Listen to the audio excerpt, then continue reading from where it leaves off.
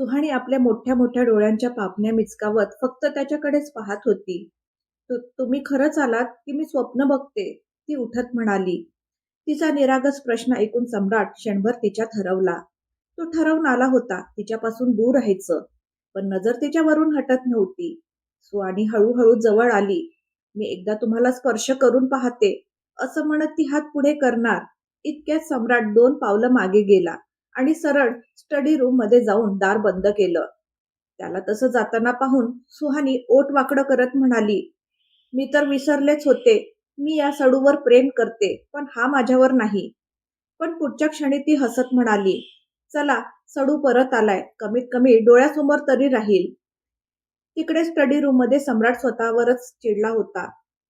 मी हे काय करत होतो? त्या मुलीकडे असं का पाहत होतो?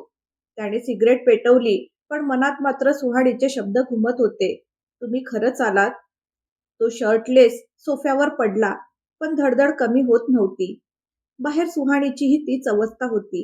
इतक्या दिवसांनी तो परत आला होता आणि तिला त्याला नीट पाहायलाही मिळालं नव्हतं. ती कधी बेडवर बसत होती, कधी सोफ्यावर, कधी खिडकीपाशी जात होती आणि पुन्हा परत येत होती. तिला फक्त सम्राटजवळ जायचं होतं. हा आला आणि लगेच आत गेला. माझ्याशी एक शब्दही बोलला नाही. माझं प्रेम त्याला कधी दिसणार? तेवढ्यात तिला आराधनाजींचे शब्द आठवले. "पहिलं पाऊल तुलाच टाकावं लागेल." ती पूर्ण आत्मविश्वासाने म्हणाली, "हो खरंच, पहिलं पाऊल मलाच टाकावं लागेल. आता मी त्याच्यापासून आणखी दूर राहू शकत नाही. आता मीच त्याच्या मनातली सगळी नफरत दूर करेन." असं म्हणत तिने पावलं स्टडी रूम कडे वळवली. सम्राटलाही झोप येत नव्हती. इतक्या सुहाणीने हळूच दार उघडलं. तिच्या येण्याची चाहूल सम्राटलाही लागली. आधीच त्याचं हृदय जोरात धडधडत होतं आणि सुहाणी अशा प्रकारे आत आल्यावर तर त्याच्या धडधडीचा वेग आणखीनच वाढला. सुहाणी अलगद आत आली आणि सम्राटकडे गेली. "हे देवा, ही माझ्याकडे का येते?" असं मनात म्हणत त्याने हाताच्या मुठी घट्ट आवळल्या. डोळेही घट्ट मिटले, जणू तो झोपला आहे असं तिला वाटावं म्हणून. एक एक पाऊल टाकत सुहाणी त्याच्या अगदी जवळ आली. सर्वप्रथम तिने मन भरून त्याच्याकडे पाहिलं. नको असूनही तिचे डोळे पाणावले आणि ओठांवर हलकीशी स्माईल आली. तिचे हात अलगद सम्राटच्या केसातून फिरू लागले. सम्राटने मुठी आणखीन घट्ट आवळल्या. इतकंच नाही, तो जणू श्वासही रोखून बसला होता. "कुठे गेले होतात तुम्ही? आणि माझ्याशी बोललातही नाही. माहितीये किती मिस केलं मी तुम्हाला." सुहाणी एक एक करून त्याच्याशी तक्रार करत होती. पुढच्या क्षणी सुहानीने असं काही केलं ज्याची सम्राटने कल्पनाही केली नव्हती. ती हळूच त्याच्या चेहऱ्यावर झुकली आणि आपल्या ओठांनी त्याच्या कपाळाला स्पर्श केला. क्षणात एक शांत सुगत लहर सम्राटच्या अंतर्मनात उतरली. एक गहिरा सुकून मिळाला त्याला. सुहाणीने त्याच्या कपाळावर अतिशय प्रेमाने चुंबन घेतलं. तसं करताना तिचे 2 अश्रू ओघळले आणि सम्राटच्या चेहऱ्यावर पडले. सम्राटचा श्वास आता जड झाला होता. सुहाणी अलगद दूर झाली आणि हळूच आपलं डोकं त्याच्या छातीवर टेकवलं. भावनाच्या भरात ती सम्राटच्या अजून जवळ सरकली. तिने त्याच्या दोन्ही खांद्यांना घट्ट पकडलं आणि ही गोष्ट सम्राटनेही जाणली होती. पण हेच तर त्याला नको होतं. त्याने डोळे उघडले आणि झटक्यात सुहाणीला स्वतःपासून दूर ढकलत रागाने म्हणाला, "हे काय करण्याचा प्रयत्न करतेस तू, हा?" तो तिच्यावर गरजला. सुहाणीला असं वाटलं जणू आकाशात उडणाऱ्या पक्षाला क्षणात जमिनीवर आपटून फेकलं गेलंय. पुढच्या क्षणी सम्राटने आपली शर्ट उचलली आणि घालत म्हणाला, "किती वेळा सांगितलंय तुला, माझ्या जवळ येण्याचा प्रयत्न करू नकोस. समजत नाही का तुला? तुझं डोकं फिरलंय का? का सतत माझ्या जवळ येण्याचा प्रयत्न करतेस? नेमकं हवंय तरी काय तुला?" तो प्रचंड रागाने बोलत होता. "मला तुम्ही हवे आहात," सुहाणी तितक्याच शांत आवाजात म्हणाली. आणि तिचे हे शब्द सम्राटचा सारा राग शांत करायला पुरेसे होते. त्याची वाणीच बंद झाली. "हो, हे खरं आहे. कधी, कसं, कुठे मला नाही माहीत. तुम्ही कधी मला हवे हवेसे वाटू लागले, कधी तुमच्यावर प्रेम करायला लागले, मला काहीच माहीत नाही. फक्त एवढंच माहीत आहे की तुमच्याशिवाय मी जगू शकत नाही आणि हे 6 दिवस मी कसे घालवले हे फक्त मलाच माहीत आहे. काय बरोबर काय चूक मला माहीत नाही, पण मी तुमच्यावर प्रेम करू लागले, खूप प्रेम." असं म्हणत ती सम्राटच्या अगदी समोर येऊन उभी राहिली. ती त्याच्या डोळ्यात पाहत म्हणाली, "आय रिअली लव्ह यू." हेच तर शब्द सम्राटला ऐकायचे नव्हते. त्याचा सारा राग क्षणात कोसळून पडला. सुहाणी प्रेमाने त्याच्याकडे पाहत होती. तिची ती नजरही सम्राटला सहन होत नव्हती. त्याने चेहरा वळवला. तू वेडी झाली आहेस का? तो नजर चुकवत म्हणाला. हो, झाले वेडी. तुमच्या प्रेमात वेडी झाले, ती ठामपणे म्हणाली. एकदा प्रेम करून तुझं मन भरलं नाही का? पुन्हा तीच चूक करणार आहेस? सुहाणी त्याच्या समोर येत म्हणाली. चूक काय आहे त्यात? माणसाला पुन्हा प्रेम होऊ शकत नाही का? ज्याने मला फसवलं त्याच्या चुकीची शिक्षा मी स्वतःला का देऊ? बोला, उत्तर द्या. तिचं म्हणणं खरंच होतं. सम्राट निरुत्तर झाला. तो खिडकीजवळ गेला, पण जाताना त्याचा हात काचेच्या ग्लासला लागला आणि तो खाली पडून फुटला. तुटलेल्या आवाजात तो म्हणाला, माझ्याकडे तुला देण्यासाठी काहीच नाही. मला तुझ्याशी कोणतंच नातं ठेवायचं नाही. मला या प्रेम नावाच्या गोष्टीचा तिरस्कार आहे. अजून वेळ आहे. मागे वळून जा. तुला काहीच मिळणार नाही. मी दगड आहे, दगड, जो कधीच वितळणार नाही. हे बोलून तो तिच्याकडे पाहू लागला. सुहाणी मात्र शांतपणे त्या तुटलेल्या काचेवरून चालत त्याच्याकडे आली. सम्राट थक्क झाला. ती हळू आवाजात म्हणाली, हो, माहीत आहे, दगड कधीच वितळत नाही. पण दगडामध्ये एक क्वालिटी अजून असते. ते कधीच बदलत नाही आणि मला हा दगड खूप आवडतो. असं म्हणत ती त्याच्या छातीशी बिलगली. तिच्या बेचैन मनाला अखेर सुकून मिळाला. सम्राटचं हृदय जोरात धडधडत होतं. त्याचे हात हवेतच थांबले. इच्छा असूनही तो तिला दूर करू शकत नव्हता. सुहाणी त्याला अजून घट्ट पकडत म्हणाली, तुम्ही माझ्यावर प्रेम करत नाही तर नका करू, पण मला थांबवूही शकत नाही आणि आता मी तुम्हाला स्वतःपासून दूर कुठेही जाऊ देणार नाही. तिच्या पायातून रक्त येत होतं, पण तिला त्याचं भानच नव्हतं. सम्राटच्या मनात नकळत एक भावना दाटून आली. कोणीतरी आहे जे खरंच माझं आहे. पण पुढच्या क्षणी त्याच्या लक्षात आलं की तिच्या पायात काच घुसली आहे. ही मुलगी ही ना हद्दच करते. तो पुटपुटला. त्याने तिला अलगद दूर केलं. सुहाणी तक्रारीच्या नजरेने त्याच्याकडे पाहू लागली. सम्राटने काही न बोलता तिला आपल्या मिठीत उचलून घेतलं. सुहाणीचे डोळे आश्चर्याने मोठे झाले. तो लगेच म्हणाला, उगाच काही विचार करू नकोस. तुझ्या पायाला दुखापत झाली आहे म्हणून उचललं आहे. माझ्या मनात तुझ्यासाठी कोणतीही भावना नाही आणि कधीच होणार नाही. काहीही अपेक्षा ठेवू नकोस. मी कधीच तुझ्यावर प्रेम करणार नाही. No, never. तो तिला घेऊन बाहेर चालला होता आणि सुहाणी मात्र फक्त त्याच्याकडे पाहून हसत होती. सम्राट काय बोलतोय त्याच्याशी तिला काही घेणं देणं नव्हतं. ती फक्त हा सुंदर क्षण डोळ्यात साठवत होती. बोलता बोलता सम्राटने तिच्याकडे पाहिलं. ती त्याच्याकडे पाहून हसत होती. मग ती हळूच म्हणाली, काय झालं? गप्प का झालात? बोला ना. खूप छान वाटत होतं. सम्राट तिला बेडवर बसवत म्हणाला, ओ शटअप. तुला बरं वाटावं म्हणून काही बोलत नाहीये मी. मग तो कपाटातून मेडिकल किट घेऊन आला. तिच्या पायात काचेचे तुकडे रुतले होते आणि रक्त वाहत होतं, पण सुहाणीला स्वतःची काहीच पर्वा नव्हती. ती अजूनही फक्त त्याच्याकडेच पाहत होती. हेच तर त्याला नको होतं, की त्याच्याकडे अशा नजरेने पाहावी. इतक्या वेड्यासारखं त्याच्यावर प्रेम करावं हे त्याला सहन होत नव्हतं. हे पाहून सम्राट चिडला आणि झटकन म्हणाला, हद्द आहे. सुहाणी त्याच्याकडे पाहत हसली आणि म्हणाली, हद्द नाही, बेहद्द आहे तुमच्यावरचं प्रेम. असं म्हणत ती पुन्हा त्याच्याकडे पाहून हसू लागली. सम्राट काहीच बोलला नाही. तो शांतपणे जाऊन तिच्या पायाजवळ बसला. हळूच त्याने काचेचे तुकडे काढायला सुरुवात केली. जसा त्याने एक तुकडा बाहेर काढला तशी सुहाणीच्या तोंडून वेदनेची हलकीशी आह निघाली आणि तेवढंच सम्राटला बेचैन करायला पुरेसं होतं. सम्राट तिच्या पायावर अलगद फुंकर मारू लागला.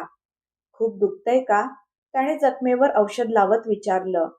सुहानीने डोळे मिटूनच मान हलवली. सम्राट म्हणाला, मग कुणी सांगितलं होतं तुला हिरोईन बनवून काचेवर चालायला?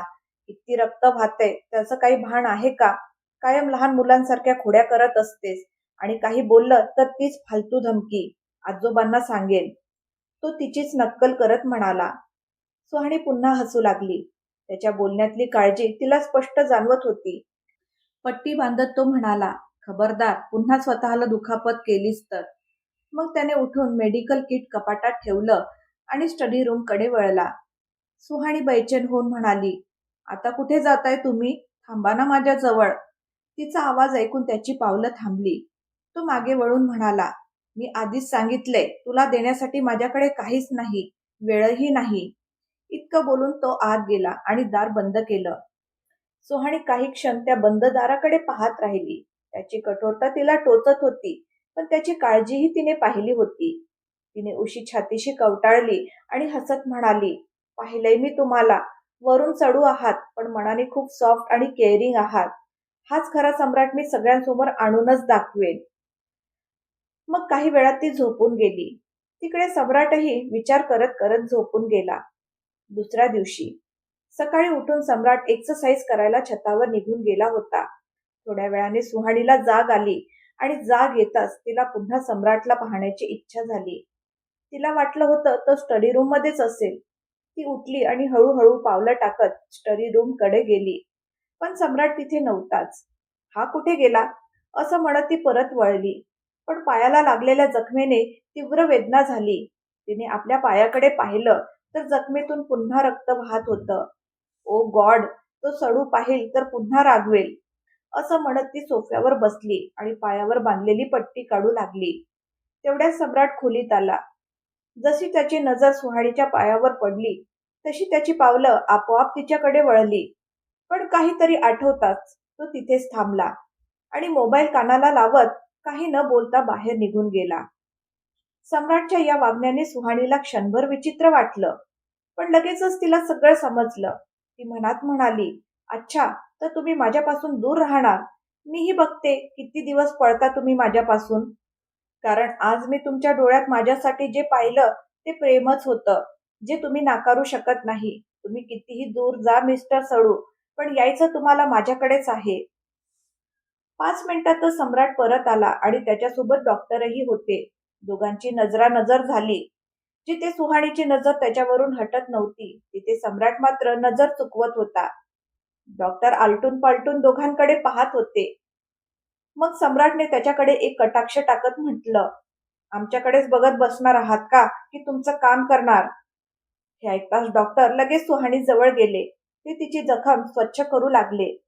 पण सुहाणी अजूनही सम्राटकडेच पाहत होती. सम्राट तिच्याकडे पाहत नव्हता. पण हो, तो तिथून हललाही नाही. डॉक्टर पट्टी बांधत म्हणाले, "हे बघा, काच खूप खोलवर घुसली होती. अजिबात निष्काळजीपणा करू नका. कमीत कमी पाय जमिनीवर ठेवायचा. पायाची काळजी घ्या, नाहीतर इन्फेक्शन होऊ शकतं." डॉक्टर तिला समजावत होते. पण सुहाणीचं लक्ष डॉक्टरांकडे नव्हतंच. ती तर फक्त सम्राटकडेच पाहत होती.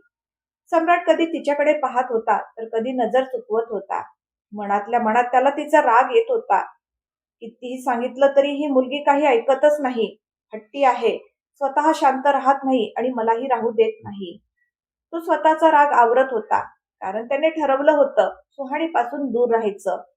सुहाणी मात्र त्याच्या चेहऱ्यावरचे भाव ओळखत होती. ती मनातच म्हणाली, "पळा, जितकं पळायचे तितकं पळा. मीही मागे हटणार नाही." तितक्यात डॉक्टर म्हणाले, "okay Mrs Suryavanshi, take care. जितकं शक्य आहे तितकं पाय जमिनीवर कमी ठेवा." असं म्हणत ते निघून गेले. डॉक्टर जाताच सम्राटनेही सुहाणीकडे दुर्लक्ष केलं आणि सरळ वॉशरूममध्ये गेला. "सडू कुठले?" सुहाणी पुटपुटली. दुसरीकडे अनुजाही उठली होती. सियासोबत तिचं नातं इतकं घट्ट झालं होतं की सकाळी एकमेकींशी बोलल्याशिवाय दोघींनाही चैन पडत नव्हता. याच कारणाने राघवही अनुजाच्या जवळ येऊ लागला होता. सियाच्या निमित्ताने दोघांची वारंवार भेट होत होती आणि फोनवर तर कितीतरी गप्पा रंगू लागल्या होत्या. सम्राट नंतर पहिल्यांदाच अनुजा कुणा दुसऱ्या मुलाशी इतकी बोलत होती. ती राघव सोबत सहज झाली होती, पण एका मर्यादेत. तिच्या मनात अजून कोणतीही वेगळी भावना नव्हती. पण हो, सियामुळे ती पुन्हा हसू लागली होती. थोड्या वेळाने फ्रेश होऊन ती किचनमध्ये आली. पलक आधीच ऑफिसला निघून गेली होती.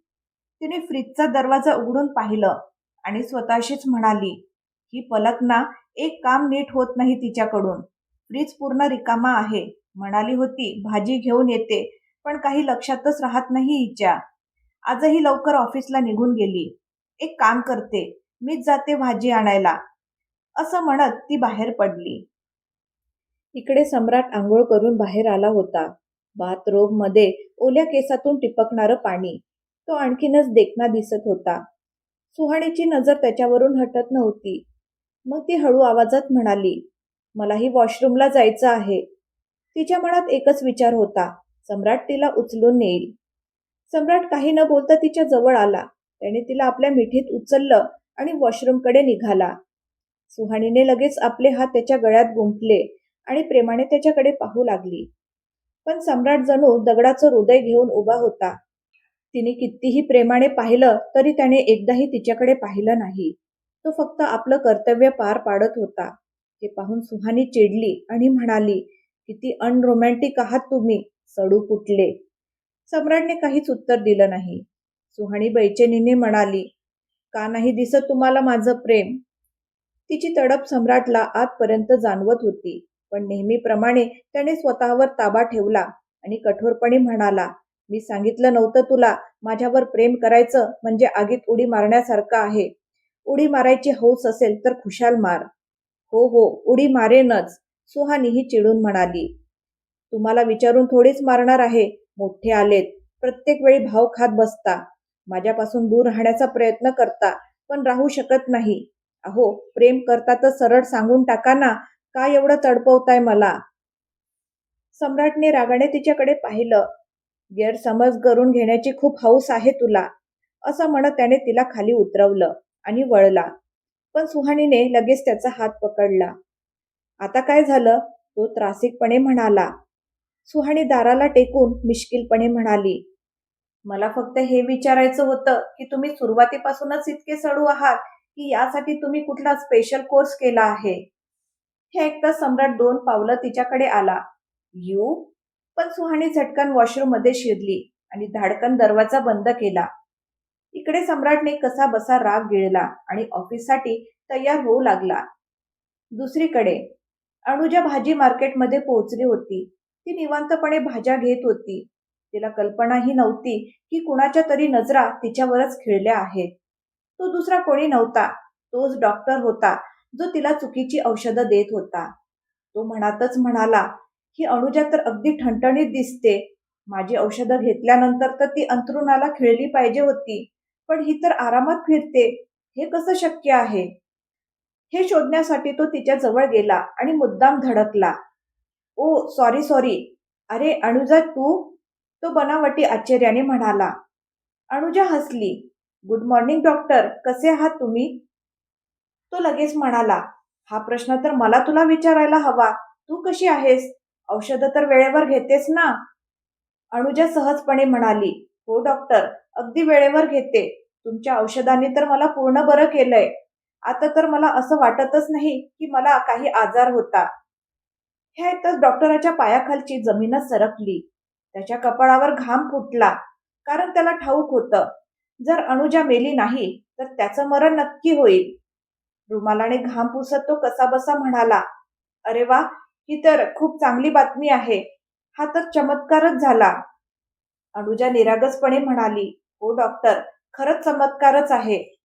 कारण तुम्ही तर म्हणाला होतात की मी हळूहळू मृत्यूच्या जवळ जाईल, पण मला तर असं वाटते की मी हळूहळू आयुष्याच्या जवळ जात आहे. हे सगळं तुमच्यामुळेच झालंय डॉक्टर.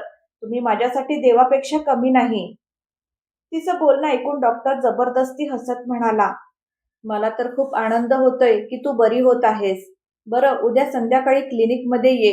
तुझं पुन्हा एकदा चेकअप करायचं आहे आणि औषधही सोबत घेऊन ये. कदाचित काही बदल करावे लागतील. त्या राक्षसाला देव मानून अनुजाने त्याला सगळं सांगितलं आणि संध्याकाळी क्लिनिकला येण्याचंही मान्य केलं. दुसरीकडे सुहाणी अजूनही वॉशरूम मध्ये होती. सम्राट घाईघाईने ऑफिससाठी तयार झाला. सुहाणी बाहेर येण्याआधीच त्याला निघायचं होतं. तो बॅग घेऊन बाहेर पडणार इतक्यात मनातून आवाज आला, तिच्या पायाला दुखापत आहे, ती सगळं कसं सांभाळेल. क्षणभर त्याची पावलं थांबली, पण लगेच सुहाणीचे शब्द कानात घुमले, प्रेम करताना तर सरळ सांगून टाका ना. तो स्वतःला सावरत म्हणाला, नाही, मी तिची मदत करत राहिलो तर तिचा गैरसमज अजून वाढेल. पण त्यालाच ठाऊक होतं, तो स्वतःलाच खोटं सांगत होता. तो बाहेर पडला. कणिका हॉलमध्ये बसली होती. सम्राट काही न बोलता बाहेर गेला, पण पुन्हा परत आत आला आणि अडखडत म्हणाला, कणिका, ती सुहाणी. कणिका आश्चर्याने म्हणाली, काय झालं भैया. सम्राट नजर चुकवत म्हणाला, सुहानीकडे जा, तिला तुझ्या मदतीची गरज आहे, तिची काळजी घे. इतकं बोलून तो झटकन निघून गेला. कणिकाला काहीच समजलं नाही. ती सुहाणीच्या खोलीत गेली. तेवढ्यात सुहाणी वॉशरूम मधून बाहेर आली. तिला वाटलं होतं सम्राट तिथेच असेल, पण तो नव्हता. तितक्यात कणिका आत येत म्हणाली, "काय झालं वहिनी? भैया म्हणाले तुम्हाला माझी मदत हवी आहे." सुहाणीने लगेच विचारलं, "सम्राट कुठे आहे?" "भैया तर ऑफिसला गेलेत, पण सांगून गेलेत तुमची काळजी घ्यायला." हे ऐकताच सुहाणीला सगळं समजलं. ती मनातच म्हणाली, "किती दिवस पळणार आहात सम्राट? कणिकाला माझी काळजी घ्यायला सांगणं हेच सिद्ध करतं की तुम्हीही माझ्यावर प्रेम करू लागलेत. फक्त मान्य करत नाहीत. हरकत नाही. एक दिवस तुम्ही स्वतःच कबूल कराल." मित्रांनो, आता पुन्हा एकदा अनुजा चालली आहे डॉक्टरांच्या जाळ्यात अडकायला. पण यावेळी ती त्याच्या जाळ्यातून वाचू शकेल की नाही हे तुम्हाला पुढे समजेलच. सोबतच उद्या होणार आहे एक ऍक्सिडेंट. पण कोणाचा? सम्राटचा, सुहाणीचा की अनुजाचा? जाणून घेऊया पुढच्या भागात. आजचा भाग तुम्हाला कसा वाटला मला कमेंट करून नक्की सांगा. आणि आवडला असेल तर लाईक करा, शेअर करा. धन्यवाद.